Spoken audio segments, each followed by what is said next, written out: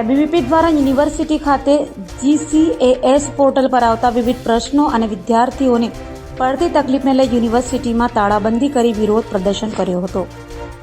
સુરતમાં ફરી એબીવીપી દ્વારા વિરોધ પ્રદર્શન કરવામાં આવ્યું હતું. યુનિવર્સિટી ખાતે એબીવીપી દ્વારા તાળાબંધી કરાઈ હતી. GCAS પોર્ટલ પર આવતા વિવિધ પ્રશ્નો અને વિદ્યાર્થીઓને પડતી તકલીફોને લઈ એબીવીપી દ્વારા રાજ્યવ્યાપી વિરોધ પ્રદર્શન કરાયું હતું અને યુનિવર્સિટીમાં 1 કલાક માટે તાળાબંધી કરાઈ હતી. અન્ય જિલ્લાઓમાં જ્યારે રસ્તા પર પ્રદર્શન કરી વિરોધ નોંધાવાયું હતું, તો શૈક્ષણિક વર્ષ 2024થી રાજ્યની 15 સરકારી યુનિવર્સિટીઓમાં કોમન એડમિશન પ્રક્રિયા હોય અને પ્રક્રિયાના પહેલા દિવસથી વિદ્યાર્થીઓને વિવિધ તકલીફો પડતા કાર્યક્રમનું આયોજન કરાયું હતું. પ્રથમ રાઉન્ડના પરિણામમાં છબરડા સામે આવ્યા હતા. ખાનગી કોલેજો પોતાની મનમાની કરી રહી હોવાના કિસ્સાઓ સામે આવ્યા હતા. GCAS પોર્ટલ પર અનેક ખામીઓ હોવાની ફરિયાદો ઉઠી હતી.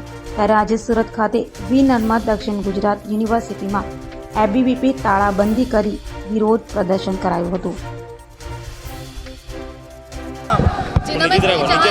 અખિલ ભારતીય વિદ્યાર્થી પરિષદ કાર્યકર્તા. બેટા, આજે નર્મદ યુનિવર્સિટી પર કયો કાર્યક્રમ રાખ્યો, કેમ રાખવો પડ્યો?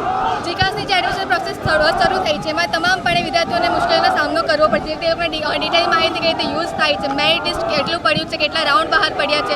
ઘણી જગ્યાએ એવું થાય છે કે ભાઈ સીટો જેટલી અવેલેબલ છે તેના કરતાં બમણા પ્રમાણમાં સ્ટુડન્ટ એક સાથે બોલાવી લેવામાં આવે છે અને એકવાર જો વિદ્યાર્થી ફોર્મ ફિલઅપ કરે છે એના પછી જો કોઈ જરૂરી સુધારા કરવા હોય છે તે કરી શકતો નથી અને બીજી કોઈ કોલેજમાં સિલેક્શન કરવું હોય તે કરવું પોસિબલ થતું નથી.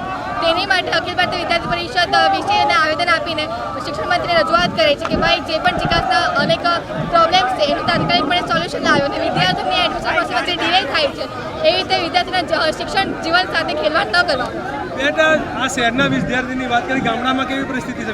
ગામડાઓમાં ઘણીવાર એવું થાય છે કે ટેકનોલોજીનો ઘણો અભાવ હોય છે અને લોકો આ પરિસ્થિતિથી વંચિત છે કે ભાઈ જીકાસની પ્રોસેસ કઈ રીતે કરવાની છે, કેટલા રાઉન્ડ બહાર પડે છે, મેરિટ કયું છે, ક્યારે ઓફર લેટર કોલેજમાંથી આવે છે, કયા સમયે હાજર થવું જોઈએ.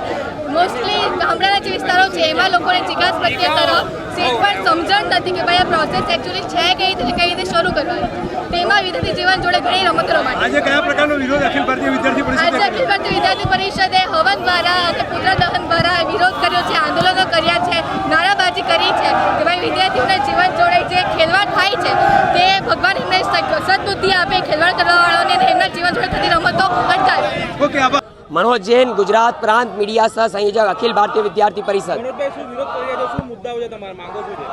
आज आखा गुजरातभर में राज्यव्यापी आंदोलन जे जीकास पोर्टल है, जे एज्युकेशन मिनिस्ट्री अंतर्गत जे जीकास पोर्टल आवे छे, जे कॉलेजोना एडमिशन एना उपर आंदोलन चाली रह्युं छे अने अमारी एक ज डिमांड छे जे जीकास पोर्टलनी अंदर संडोवेला जे लोको छे, जे लोकोना लीधे आज आटला बधा जे विद्यार्थीओ परेशान छे, 2 लाख लोकोने जो ऑफर लेटर आता हो 28,000 ज एडमिशन थता हो तो आ बहुत चिंताजनक बाबत है अने जे विद्यार्थीओ छे ए लोकोने ज्यार सुधी न्याय नहीं मळे त्यार सुधी अखिल भारतीय विद्यार्थी परिषद एम ज आंदोलन करतुं रहेशे अने 48 कलाकनो अल्टिमेटम अमे आप्युं छे अने आवेदनपत्र वीसी सरने पाठव्युं छे अने एमना थकी गुजरात सरकारने पाठव्युं छे कि 48 कलाकनी अंदर जो निवारण नहीं आवे, कार्यवाही नहीं थाय तो हजू उग्रमा उग्र आंदोलन थशे अने एनी संपूर्ण जवाबदारी गुजरात सरकारनी रहेशे, प्रशासननी रहेशे.